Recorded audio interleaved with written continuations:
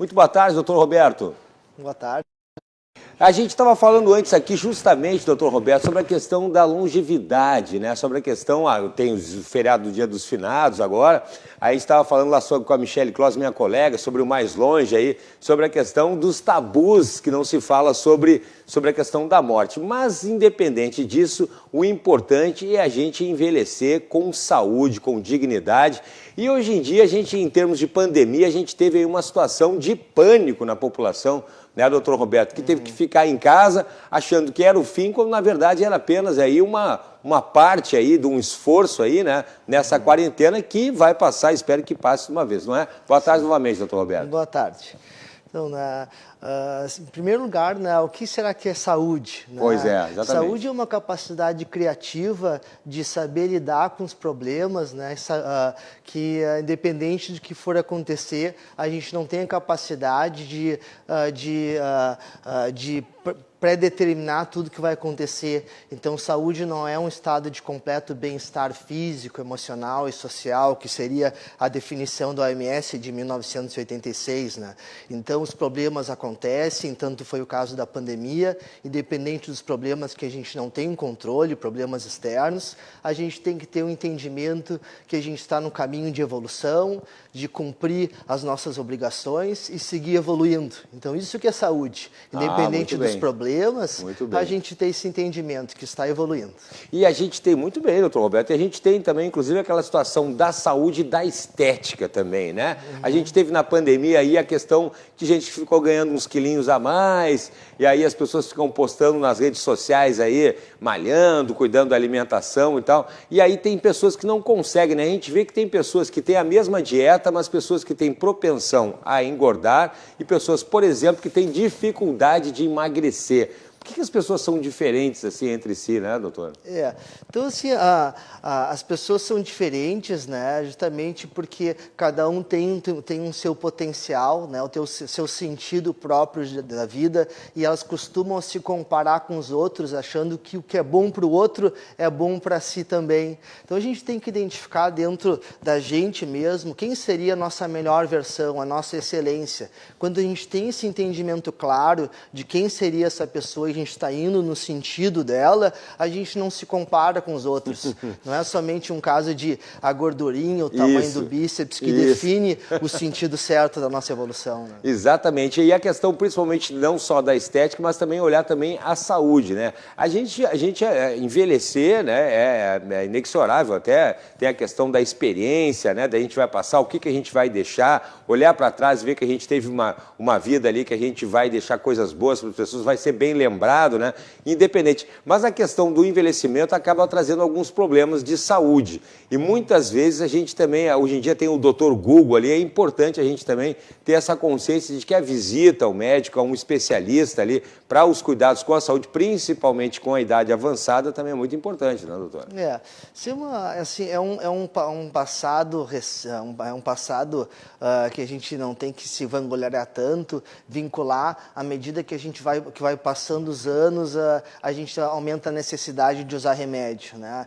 Saúde não tem nada a ver com remédio. Hoje em dia a gente tem como ganhar com saúde sem precisar deles. Então a saúde basicamente está muito associada à qualidade de vida, a exercício físico, a ter um sono reparador, a dormir com uma consciência tranquila, sabendo que está exercendo bem para as outras pessoas e para si mesmo. Então esse processo de envelhecimento nada mais é que é um caminho de evolução. Cada idade é importante. Sim. A vida não deixa brecha. Sim. Então a pessoa que está mais velha realmente ela tem mais condições, né, mais oportunidades de aprendizado. Agora aprende quem quer. Né? O processo biológico do envelhecimento acontece para todo mundo, mas a evolução espiritual, mental, essa questão psicológica, aí depende do sacrifício e do esforço de cada um. Né? Olha só, que bacana, doutor. E a gente tem aqui duas palavras que são aqui duas situações, momentos na vida que a gente brinca muito, né?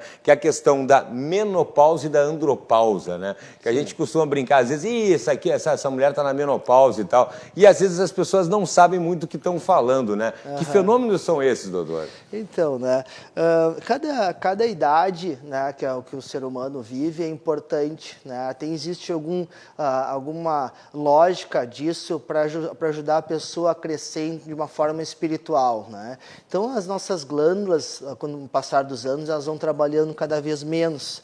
Na medida que a mulher atinge a menopausa, né, que é a mais famosa delas, que é a pausa da produção dos hormônios esteroides femininos, que é uma pausa brusca, existem várias alterações no corpo da mulher que nós não precisamos mais aceitar isso, né? Justamente porque através de reposição hormonal a gente tem como suprir essa falta de produção natural, endógena de hormônio, através de hormônio bioidêntico. E a mulher tem essa capacidade hoje em dia de manter aquela qualidade de vida que ela tinha na juventude, né? Que bacana. A andropausa, que seria a pausa masculina, é uma pausa mais branda, que é muito associada à depressão, a estresse.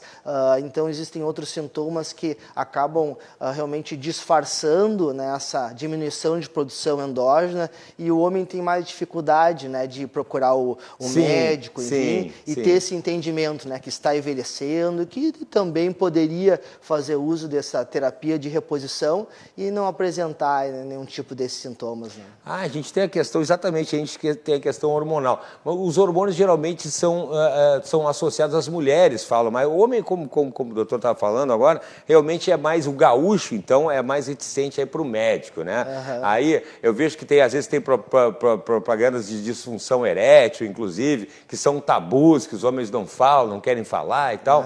Mas as mulheres comentam mais. Mas a questão hormonal também atinge os homens também, né, doutor? Sim, né? Além da menopausa e da andropausa, existe também a tireopausa, a somatopausa, a adrenopausa. Então, essas não são só a pausa de hormônios esteroides, mas a diminuição de produção de GH, a glândula adrenal muito sobrecarregada em função de estresse também produz menos hormônios de cortisol, que é um hormônio importante para a nossa energia e disposição ao longo do dia. A tireoide também é uma glândula importantíssima que regula todo o metabolismo. Então, na medida que vão passando os anos, essas glândulas, né, que nos ajudam bastante em termos de vitalidade e composição corporal, elas vão para algumas pessoas, e a gente consegue identificar através de exames. Alguma pessoa pode apresentar realmente uma pausa mais vinculada à tireoide, a outra é uma questão de somatopausa, diminuição de produção de GH, ou seria menopausa, andropausa. À medida que a gente identifica, né, qual dessas glândulas estaria trabalhando de uma forma, né, mais devagar, a gente foca mais nessa questão e aí acaba sendo como uma regente da nossa orquestra hormonal, né? Todo o nosso metabolismo é favorecido. Olha que bacana. E isso a gente pode... Eu gostei que você falou ali, doutor, antes no início da conversa ali, que também as pessoas também têm... O brasileiro, ele gosta muito da automedicação também, né? Isso é muito... Tem que ter muito cuidado. E agora, com a internet, tem o doutor Google, como a gente chama lá, né? E aí... Não, mas então aquelas receitas milagrosas também, né? É importante a gente saber, né, que consultar um especialista é sempre importante, né, doutor? A gente tem uma questão de querer um retorno imediato. Isso, milagre, querendo um milagre, apenas assim, querendo suprir aquela necessidade emergencial. Quando a pessoa apresenta algum tipo de sintoma, é muito comum a pessoa se identificar com aquilo, aí assumir algum remédio, às vezes foi até algum vizinho, alguém que sugeriu, consegue acobertar aquele sintoma para o qual recorreu aquele tratamento e acha que está resolvido, mas aí outras questões acabam surgindo. O que realmente manifestou aquele sintoma não foi tratado. Então a gente tem que identificar o que foi que na realidade motivou aquilo para conseguir realmente fazer um tratamento efetivo. Isso é importante também, olhar o ser humano como um todo também, né? Até a questão emocional, a gente fala muito agora, eu vi você falando sobre a questão do estresse também, somatizar algum tipo de sintoma de doença também, isso acontece muito, né? Então essa questão assim o próprio diagnóstico, né, é muito vinculado a um protocolo de sintomas. À medida que a pessoa preenche pré-requisitos, se identifica com uma doença, abraça a causa e parece que a pessoa se sente, né?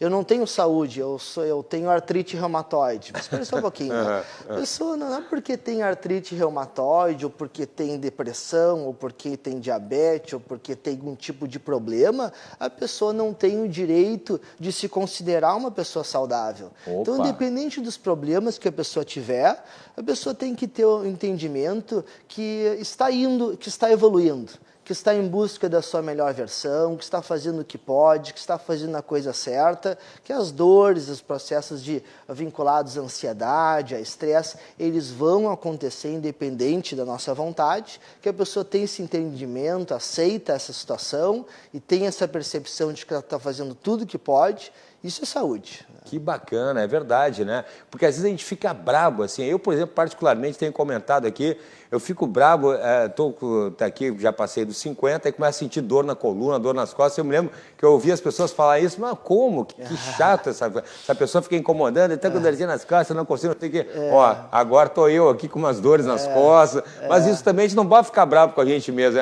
É mais fácil a gente pegar e aceitar que a idade está chegando e ver o que está acontecendo, se é estresse, se eu estou dormindo mal, se eu estou com a postura errada, né, doutor? Isso. E que assim, com o passar dos anos, né, a gente tem uma tendência a aumentar a resistência periférica à insulina. Tá?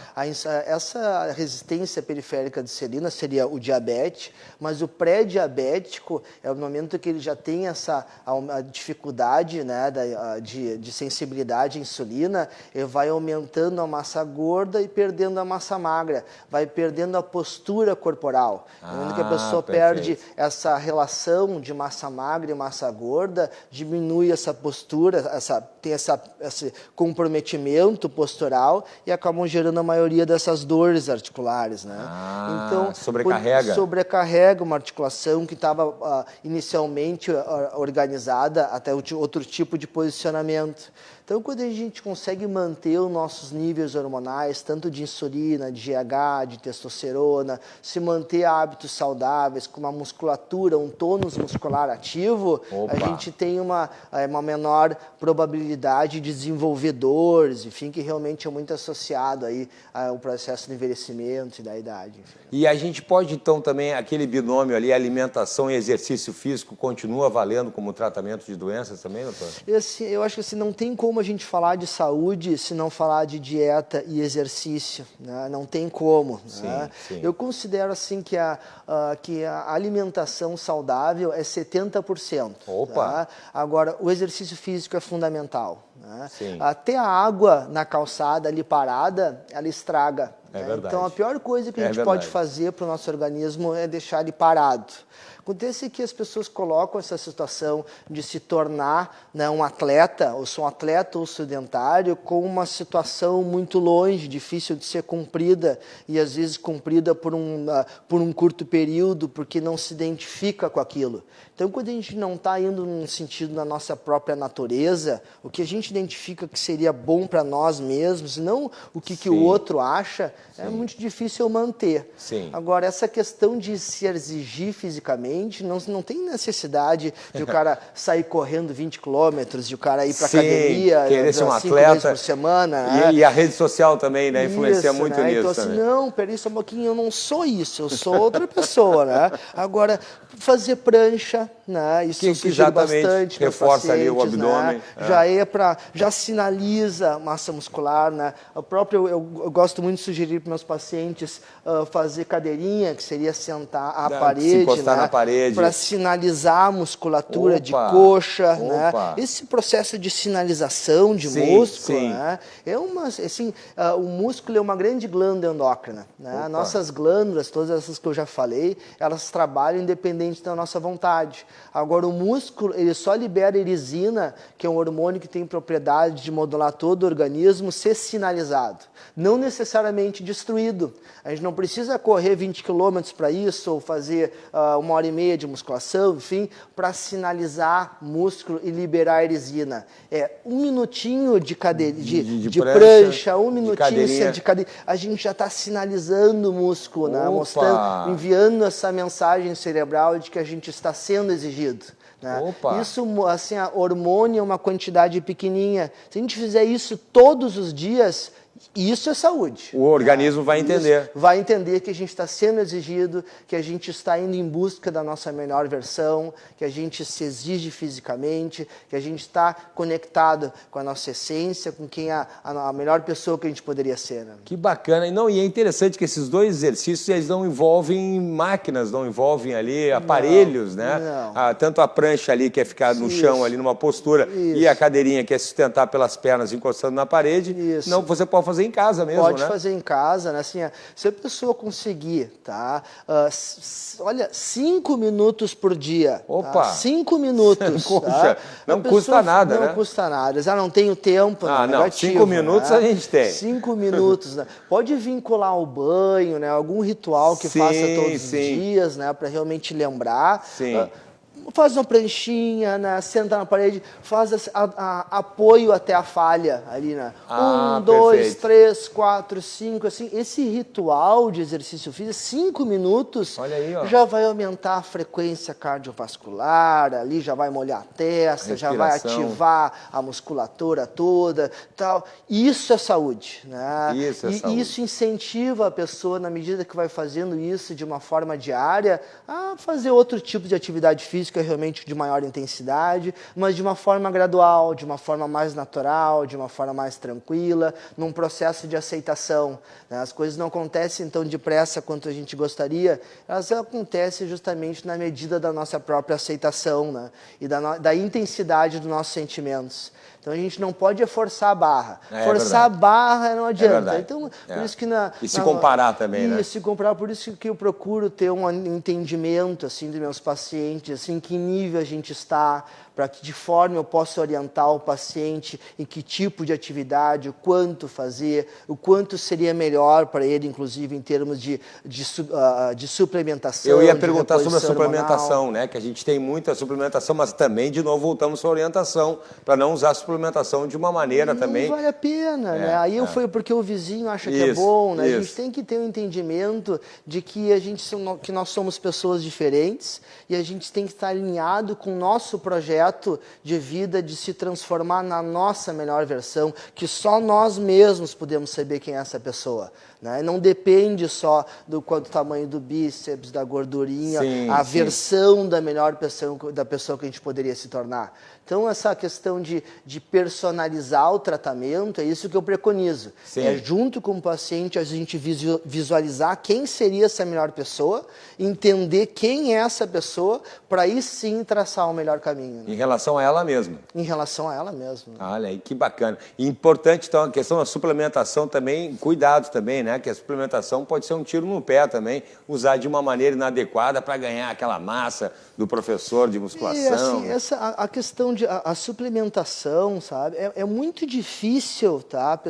Essa pessoa ter algum tipo de problema de saúde com o uso, né? Tanto de whey protein, de creatina, de glutamina, esses suplementos que vendem lá em loja de suplementos, que a pessoa venha fazer um uso abusivo, que isso poderia lhe fazer mal, tá? Isso também não acontece. Acontece que não tem a necessidade de fazer uso, tem que ser personalizado. A gente identificando através de exames, a gente consegue reconhecer o perfil de pessoa, se ela tem um perfil, se está mais inflamada, se mais é questão de perfil lipídico, se é colesterol, se é insulina, se é tireoide, se é o sono, hormônio. Então, cada pessoa tem o seu metabolismo e a gente consegue personalizar melhor a suplementação, até para a pessoa não fazer gastos à toa, né, de gastar dinheiro que não tem necessidade. Né? Perfeito, doutor Roberto. Quem perdeu a minha conversa, gostei muito de conversar com o doutor Roberto, a gente é só entrar nas nossas redes sociais, está lá no nosso Facebook, lá em todas as nossas redes sociais, aqui no Instagram, no Twitter, lá também, lá no nosso canal no YouTube. Doutor Roberto, para quem teve dúvidas ali, rede social ali que possa entrar em contato com você? No Instagram é bem legal de encontrar minha página ali, que eu falo bastante sobre modulação hormonal, longevidade saudável. Né? Qual é o endereço? @Dr. Roberto Zabaleta. Muito bem, muito bom, gostei muito de conversar, viu? Fica a dica aí para a gente aprender a se cuidar e ter uma relação de postura e de saúde com a gente mesmo. Muito obrigado, viu, doutor Roberto? Obrigado. Valeu. Tá aí, se você